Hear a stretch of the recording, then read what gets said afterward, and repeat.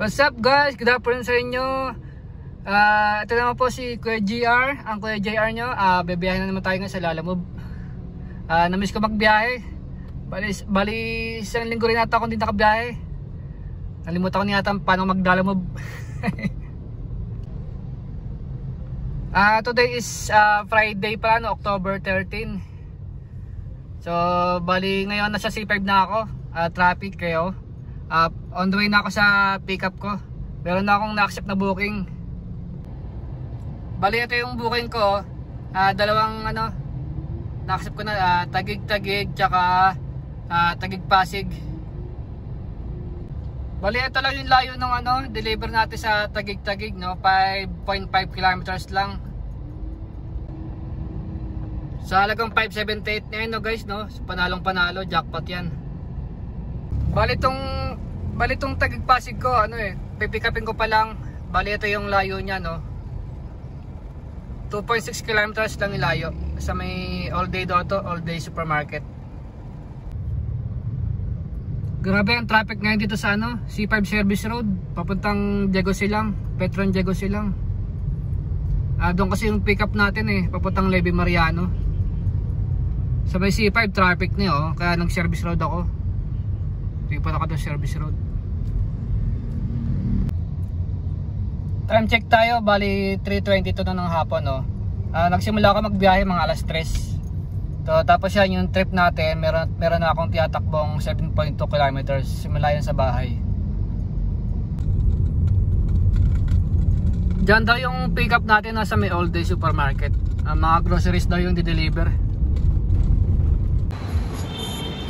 So yun guys, ito na pick up natin yung sa all day supermarket. Bali siyam na plastic bag saka may isang bigas. Ayun lang yun. Ito yung isang second booking natin. Ito yung pa Taguig-Taguig. Yan, dalawang sako. Tsaka ito lang, isang plastic. May mga cheque yata yun. Bali ito yung booking, no? Yung second booking, yung sa Taguig-Pasig. Bali 8.5 yung drop off nya. 8.5 kilometers, no? Simula sa pick up location. Bali 506 yun, no? Tapos ito yung isa 578. Ang galing, no? Taguig-Taguig, mas mahal pa yung Taguig-Taguig, 578. Bali ito unahin natin, no? Yung Taguig-Taguig 3.1 kilometers na lang nilayo ng drop off sa atin, So yun, tara, deliver ko na to. So yun, proceed na tayo sa sa drop off ng Taguig-Taguig. Dito tayo sa may all day. Buti walang parking fee yung nag-park kasi tayo dun nagantay ng grocery. Mabilis lang naman pagdating ko, nandun na yung deliver, yung mga grocery nakapack na. Ako na lang inaantay. Bali yung parking nila meron silang grace period na 1 hour. Grabe guys, no? Sobrang taas ng fare nito, no? 578. Taguig-Taguig lang, sobrang lapit. Samantalang tong Taguig-Pasig is 506. So ganun lang tsambahan lang talaga, pagalingan lang talaga ng kamay tsaka ng mata, pabilisan ng mata. Kasi yung mga ganyan mabilis mawala yan mabilis ma-pick up yan mabilis yan ng kamay. So pag babagal kamay mo, mapipick up na ng iba yan. So yun, sa nagsasabi na talo sa Lalamove. So depende talaga sa iyo yan. Kasi ikaw naman ang kukuha ng booking mo So ba't ka kukuha ng booking na talo, di ba? May mga talo talaga na rate. So kaya ikaw, kailangan kang kumuha ng booking. Magaling ka maghanap.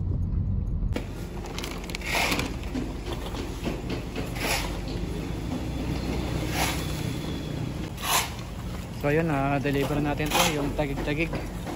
So warehouse pala to.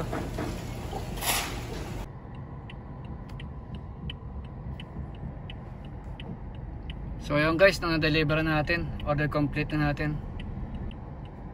So yun, give review. Submit. So yun, na-earn natin bali 462. Ang lapit lang. Ito lang tinakbo natin, 11.9 kilometers simula pa yan sa bahay namin. 462 net na yan, labas na yung kay Lalamove dyan, yung 20% nya. So yun, proceed na tayo ngayon sa second booking natin, yung Taguig-Pasig, 506. So ito pala yung layo niya, 6.2 kilometers no, from location natin, 16 minutes estimated travel time. So tara, let's go. Kadalasan yung mga ganong layo no, 5 tawag dito 578 yung layo.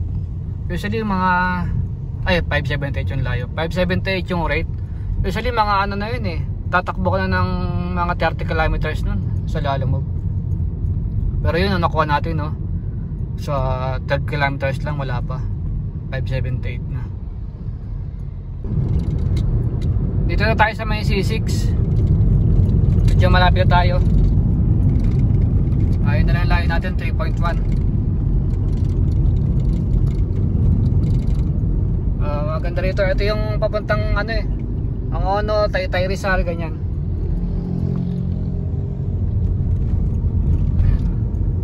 Papuntang Binangonan, pwede rin Cainta, meron din Pasig. Shortcut to eh. Maayos dumaan dito kasi maluwag, hindi ma-traffic. Ang nagkaka-traffic lang doon sa may bandang tulay. Kung pupunta ka nga ng Antipolo, mas okay pa dito eh, kung galing kang Taguig. Mas maluwag kaysa magsi-C5 ka tapos Ortigas. Napaka-traffic doon sa Ortigas. Saka pa to ng ano eh, Pasig, tapos boundary ng Taytay. Kita mo yung rito, I love Taytay sa gilid. May mga bilihan din ng mga ano dyan, oh, mga motor, mga spare parts.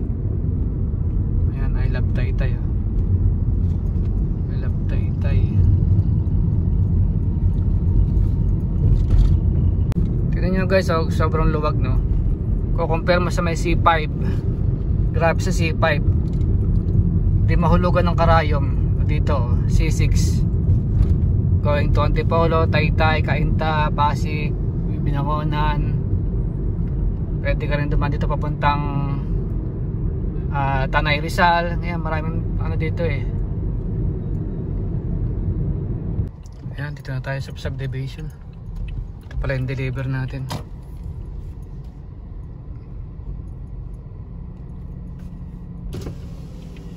Tawagan ko lang si customer. Hello? Hello ma'am, good afternoon po. Ma'am, nakaliko na po ako ng eucalyptus ma'am. Apa, sa may face end. Apa, yung may ano, Montero pong blue, ay, ano pala, Kia na black na nakapark sa harap, sa bandang right side niyo po. Bandang right side po. Kia po ng ano po? Kulay black. Kulay black po. Apa. Pwede nga bang nyo na po ako ma'am para ako sakaling ano, hindi na po ako Kasi sumobra. palapasin ko na lang yung Bali sa kanan po or left? kanan. Sige po. Pili pa pa lalabas na lang din. Ay, ito pa, may nakita na akong Kia. Okay. Thank you po. Thank you. So dito pala yung kala ma'am, deliver natin yung mga grocery. So yun, na-drop off na natin yung ano, yung dalawang booking plus yung grocery.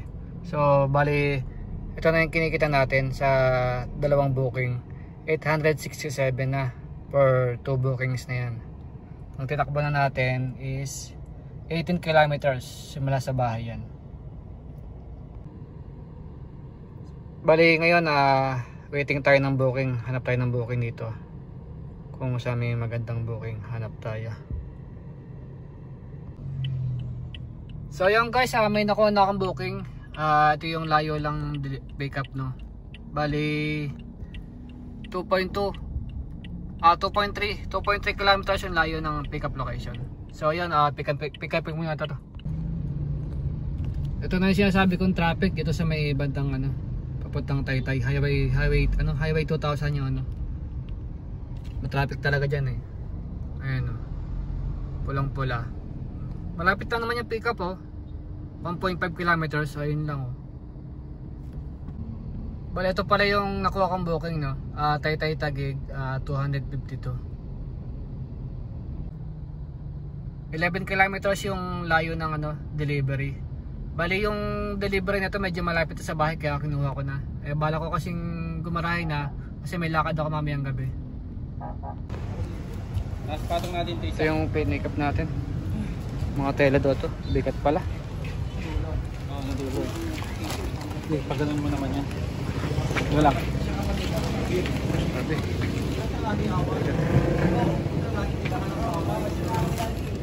Sarado mo dyan.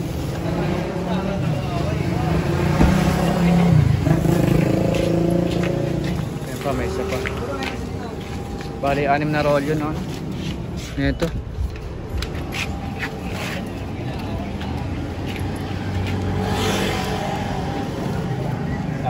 Kasi na pa tayo. Ayan guys, puno-puno tayo.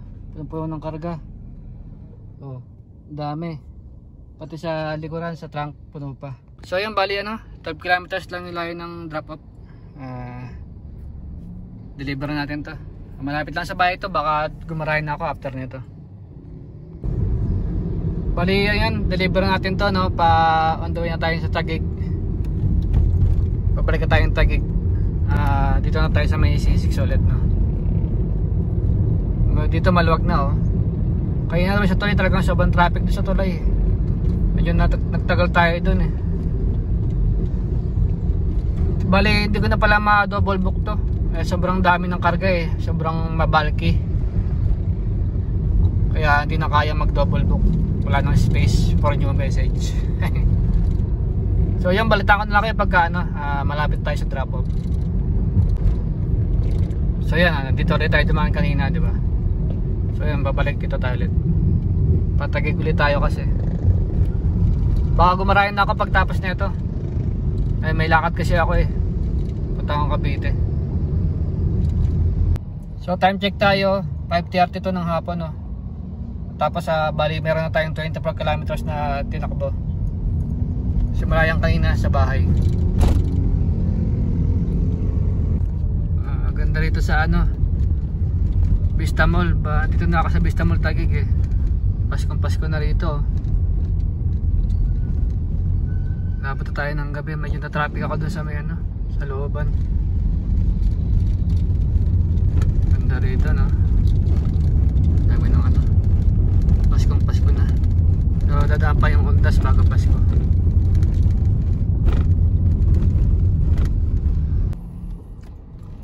So yung guys, na-deliver ko na yung yung 6 na roll yung tela tsaka 2 box. Bali hindi ko na nabidyohan. Bali ito yung drop off niya, no. Sobrang skinita, sobrang looban, grabe. At sobrang rough road pa. Talagang tricycle lang makakapasok. Wala talaga, minsan may mga ganong customer makakatsyempo tayo ng ganong booking. Tapos wala man lang konting pampalubag loob, konting tip man lang, wala. Talagang eksakto yung binigay niya. Bali pala, 255 pala binigay niya. Ang booking rate niya is 252. O yun, thank you sa 3 pesos.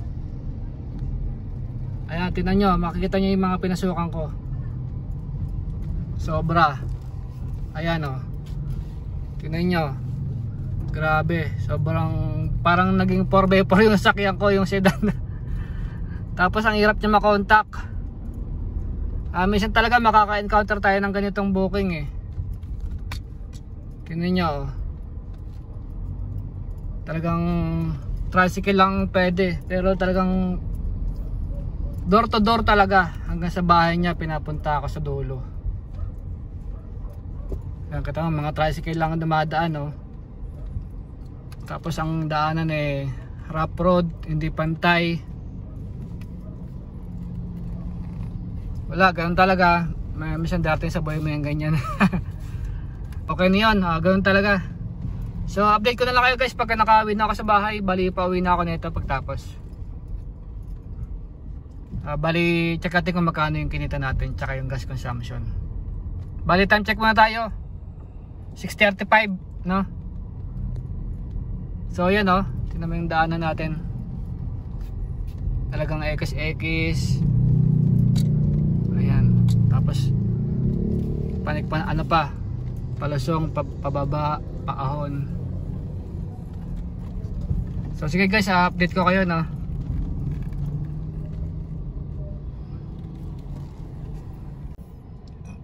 So yun guys, sa bahay na tayo, sa parking na tayo. Bali ito na yung tinakbo natin, 35 kilometers no. Tapos ito yung kinita natin, 1,068 net na yan sa tatlong booking. Labas na yung 20% ni Lalamove dyan. So yung gas consumption natin, tingnan natin yung average natin no. So 10 kilometers no per liter. Palagay natin 40 kilometers yung tinakbo natin no. So di-divide natin yung 10 per liter. So 40 divide 10 no. So 4 liters ang na gas natin. So per times palagay natin 70 pesos yung gasolina. So per time 70, so 280. Tama ba? So 280 yung gas natin. So 280 tapos last natin tong 1,068. So yun yung net na income natin no. Sa biyahe natin maghapon kanina, simula hapon hanggang ngayon. So time check tayo 6:47. Nagbiyahe tayo ng alas 3 no. So 3 hours mahigit lang yung biyahe natin. So yun no, salamat sa sa suporta no, salamat sa mga nanood. Thank you sa mga nanood ngayon, sa mga nagtiyagang nanood no. So salamat sa inyo. Sa muling pagbiyahe ko ulit, samahan niyo po ito ko no. Salamat kung nakaabot ka sa dulo na to. Thank you, salamat sa suporta. And shoutout sa lahat sa mga bago kong subscribers, tsaka sa mga magka-subscribe pa dyan. Salamat sa inyo. Hanggang sa muling pagbiyahe ko, samahan niyo po ulit ako. Thank you Lord, thank you.